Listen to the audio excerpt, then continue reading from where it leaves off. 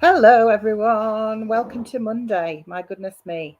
I hope you're all okay and you're not too warm. We're coming at you live on the 12th of August, 2024. I think it's officially going to be the hottest day on record this year so far. So, anyway, it's very warm. Um, if you're watching live, give me a shout. If you're watching on replay, say hey, hey, hey.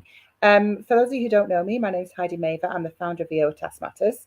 I work supporting parents and carers of neurodivergent children who need to unlock provisions in education settings for their children and young people. And as part of my work, I like to put interesting, inspiring, incredible people in front of my audience. And so we've been running a series of live chats with people who have come into my world called the Changemaker series, where I interview people who work in special educational needs, mental health, advocacy, activism. And today I'm joined with the incredible Charlotte from Badger Education. So I'm going to ask her to do a quick introduction. And while I'm doing that, I'm going to be looking at my phone, not because I'm ignorant as heck, but because I'm just sharing this into my group.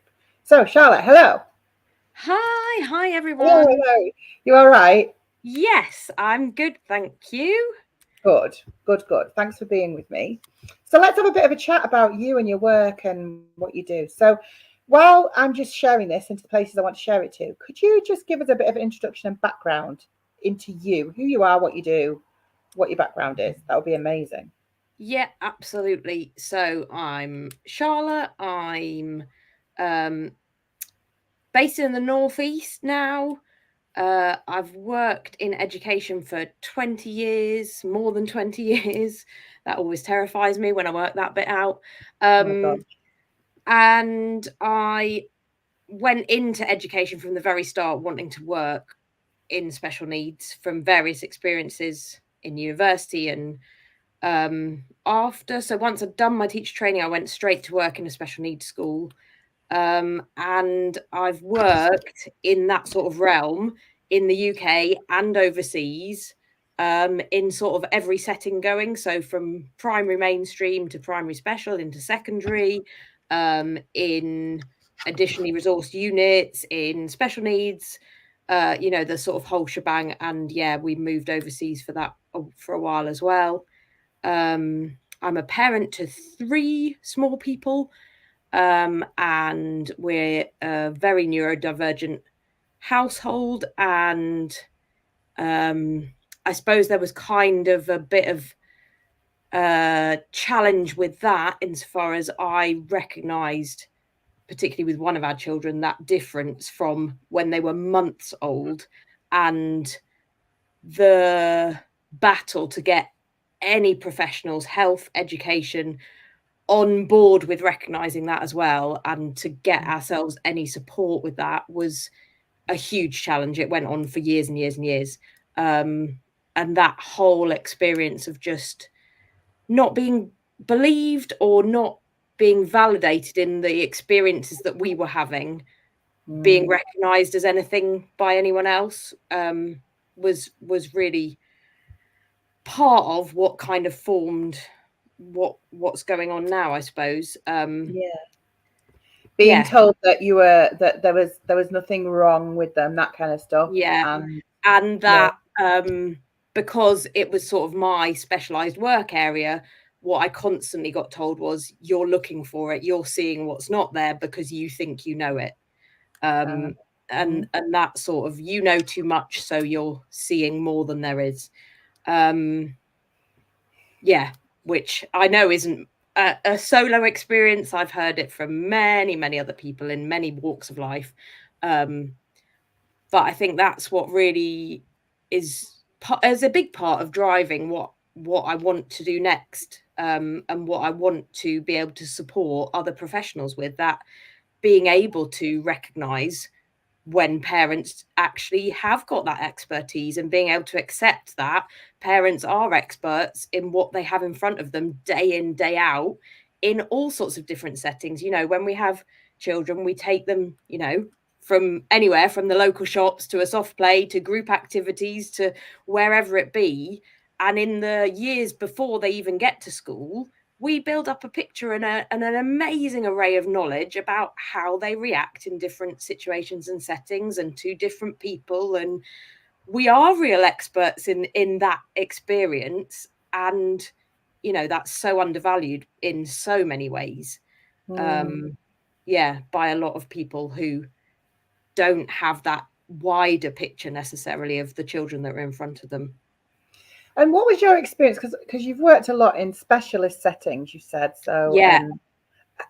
Did you see that even in those environments that there was a misunderstanding, a disconnect between parents and their experience of their children and what staff in settings were seeing, thinking, feeling, understanding? Yeah, I think my first experiences, I worked in 2 special needs schools who really, now when I look back on it and at the time, although it was my sort of first experiences, really had their finger on that pulse and really had very good connections with parents and families. And it really felt like that was a team approach to everything that went on within the education building, but also working that through to homes. But certainly since then, in other settings, in setting up a resource unit that was attached to a mainstream school, it was much more easily brushed off by staff around who, you know, would say, oh, well, you know, parents, you get things like, oh, they don't want their children to separate from them, they don't want their children to gain more independence, you know, they're sort of holding them back. And I just think, what parent anywhere in the world actually wants to hold their children back? You know, that's never a thing, is it? All you ever want when you have a child is for them to be happy and healthy and be able to achieve their best. Nobody wants to actively hold their children back.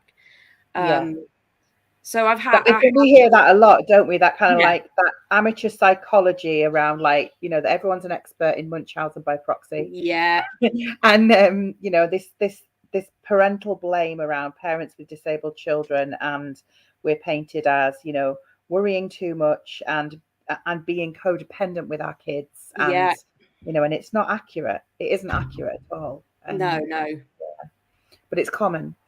So let's talk a little bit about what you're doing now. What, like, because we've come across each other because you're doing some exciting stuff. Can you talk a little bit about Badger Education and what yeah, your plans are? absolutely. So it's in its early stages, but what you know, all of us in the education world, whether that's as professionals or as parents, we're all well aware that the system is buckling, if not already, you know, on its knees and going down. And I think, you know, systemically, there's all sorts that needs to change, but that's kind of beyond a lot of us. And I suppose what I really want to focus on with Badger Education is that I know there are education staff out there who absolutely want to do the best for their pupils, who absolutely Oh, I might have lost you. Might have lost her. If you're watching live, can you let me know if you can still see and hear me or us? Might have lost Charlotte. Yeah, we have. She'll hopefully come back. This is when I'm relying on my viewers. If you're watching and you can still see and hear me, can you let me know? I'm hoping that she'll come back and join us. Only me. Sit tight. We'll see if we can get her back. Only me. I think, I don't know if you're watching, we were getting a little bit of a delay, so I think it was an internet connection issue. But sit tight if you can, and we will get her back with us if we can. I'm going to just hold on for a minute.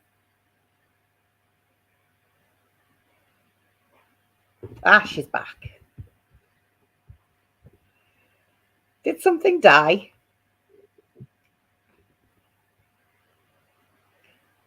Are we back? Yeah, can you hear me?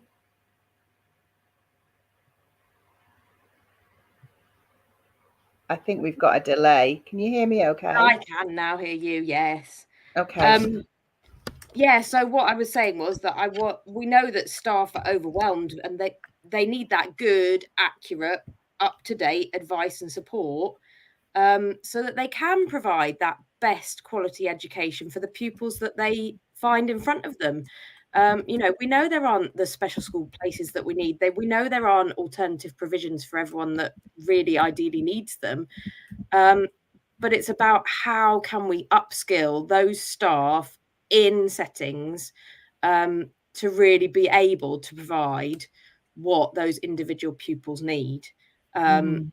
and so that's what I'm really hoping to do. And it's building, it's getting there slowly. I've already got some bits out ready to go. Um, and yeah, it seems to be being well received from those people, who are in the situation and want to make those changes that they can. It's really important because we know, don't we, that it's those staff on the front line that are maybe breaking away from maybe what the regular way of doing things, as far as they're able. We know that they're the staff that make the difference. We know that they're the staff Absolutely.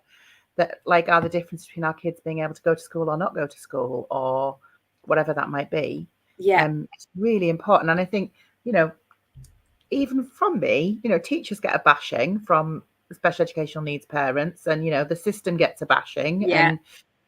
But we do know that people don't get into teaching who don't like children. Yeah.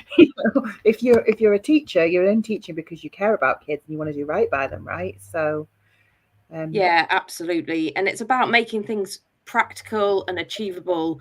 And I think so often the information that's out there is really out of date and really, so often you see these free courses, government funded, and full well if you sign on to the autism one of those, it's going to tell you that autism's in boys and that, all those really, really outdated things, and everyone needs a visual and everyone needs, you know, of course, some individuals do need those things, but it's about those wider changes, and that far more up to date knowledge that we need to get out there.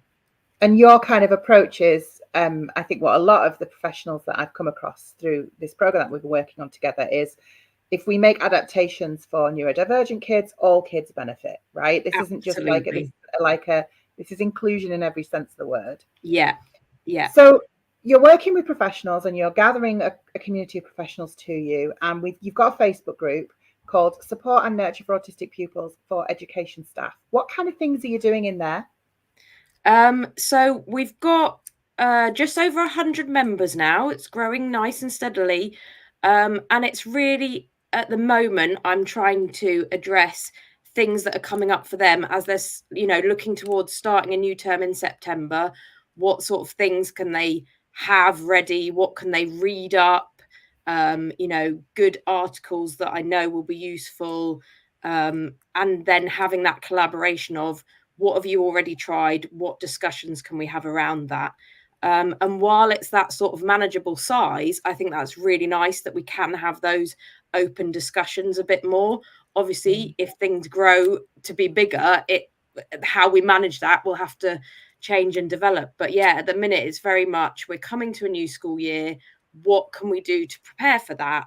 And what do you already know about the children that you might have in front of you? And if you don't know that there are any neurodivergent children coming to you, there are going to be. So how can we prepare for those ones you don't yet know about?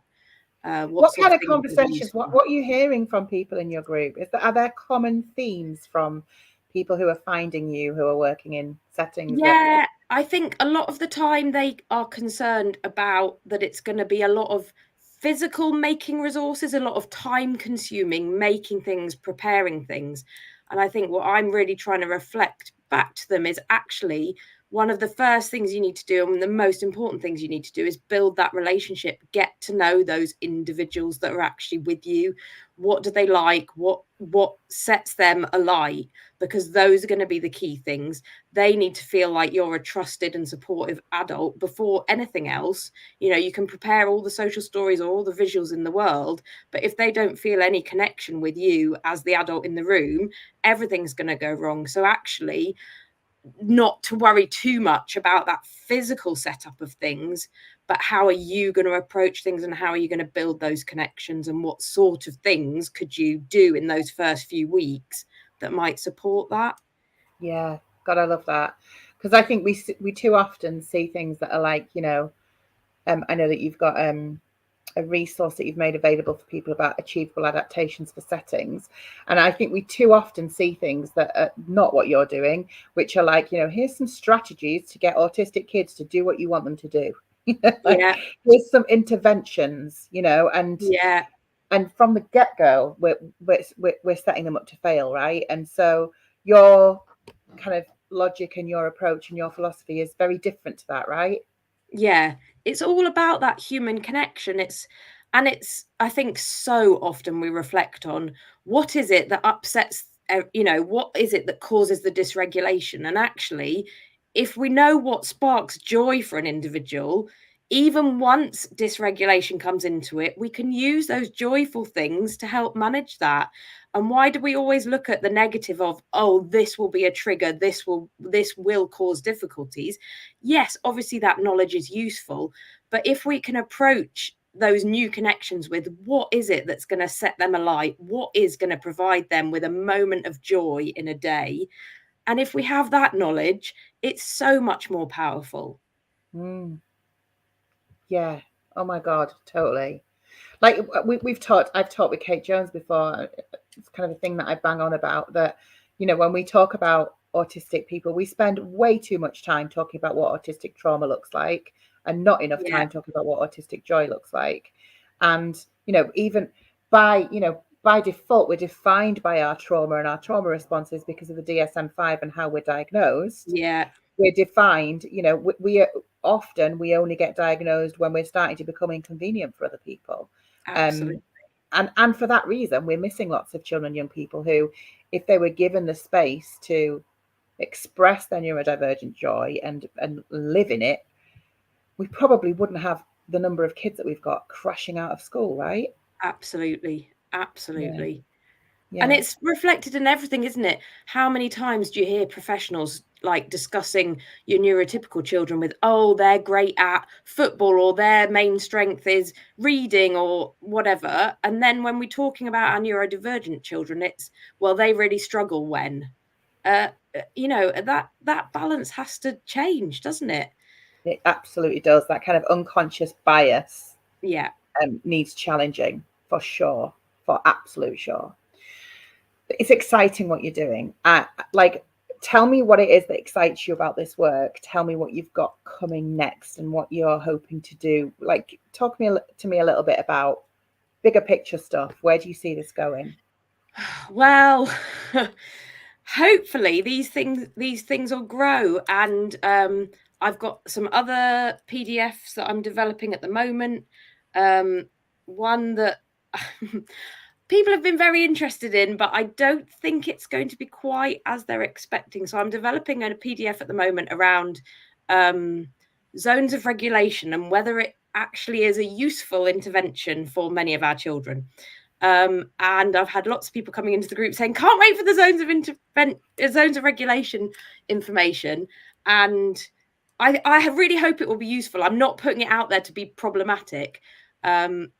And obviously, regulation and co-regulation are really, really important skills. But just thinking about how we approach them. So I think a lot of my work is going to be around the things that I know are already out in schools. A lot of schools are using zones of regulation, and in and of itself, that's not problematic.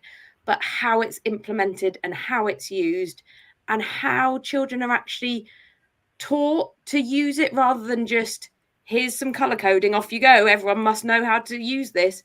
Those are the problematic bits, and how we can adapt that so that our neurodivergent children are able to access it. Or do we decide actually it's not appropriate, and what is more appropriate? So there's things like that coming up. My next big aim is pulling together a course that will run not until the new year, realistically, by the time I've written it. But again, that's also what is so good about having the professionals group up and running, is that I can actually find out what people really want to learn about more, or what people really need to know more about. And I'll be developing that online, around better understanding of autism itself, but then also those adaptations, those changes. How do we approach it with individuals, so that we can get our settings working better? Again, not just for our autistic individuals, like you've said, those adaptations are so useful for everyone. And also, if everyone is better regulated, everyone can learn better.